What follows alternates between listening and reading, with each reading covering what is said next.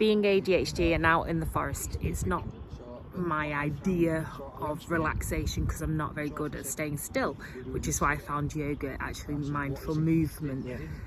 But actually coming out into the forest and being still is really good for people on the autistic spectrum and with ADHD, even though it's almost like a phobia of mine.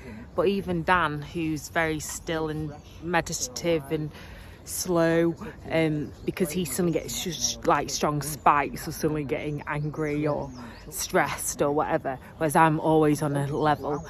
It's really fascinating how slowing down. How does it help people forest bathing, like with ADHD and on the autistic spectrum? In principle, when we are out in our normal lives and in sort of schools, in your classroom, in your home environment, office environment, if you walk through your average urban street, there is so much going on. There's strong smells, there's lots of bright colours, there's lots of movement, lots of noise. And a lot of those things could be seen as quite, they could be threatening. You know, a bus could, there are sort of that sort of explosion of sensory input. As soon as you come outside into a more natural environment where it's predominantly green, and the green is key because green is life, it's nature, and green actually has a very calming impact on the senses. There's much less going on. Now we're only a few meters away from quite a busy road, but in terms of your senses, there's a lot less going on here. So it's a much calmer environment to be. That's true. And it feels less risky. Because if I'm in an open plan office, I think my sympathetic nervous system kicks in where I'm overstimulated on fight or fly, looking around, or even certain vibes of people, like I get really anxious around because I can't sit down. But actually when you've only got a few people here, it's quite challenging. I find it quite challenging to stay still because I move around and I'm so used to going really fast, but I'm like a Wreck-It Ralph, Danny will say. But then I'm noticing even for Danny who's normally on, like, Danny will be quite chilled but then really get like fight or flight, like much more extreme up and down than me, whereas I'm much more just constantly. But this is actually feeling quite relaxing. Yes. Almost. I'm slowly getting there. It takes a while, I think, to just... It does take a while.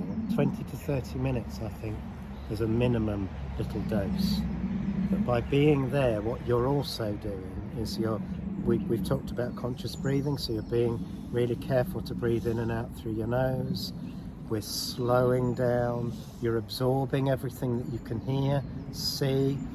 As you're breathing in, you're taking in the woodland air and you're smelling, and we've been touching things, and you are using all of your senses, so you are just here.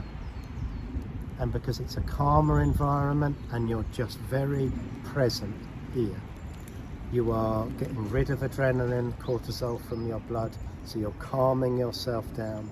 You're naturally moving into the parasympathetic nervous system, so you're resting, you're relaxing, your digestive system's now working normally, your heart will be much slower but beating more effectively, your lungs will be filling up, you're just being you, and you can just calm and be you. Which is really interesting because I've had a lot of gut health issues, and I often think that mind and body, especially your gut connection, is quite amazing. And so when you've been through a lot of trauma or stress, that does impact your body. But then actually, interestingly, since I've been with Danny, who's a lot stiller and a lot calmer than I am, I haven't had anywhere near as much gut health, and I can see how breathing and being out in nature without because normally even when I'm out in nature I'm doing a challenge, I'm walking around, I'm got to get to the other side, I've got to climb this big mountain, I've always got a challenge or a task to do.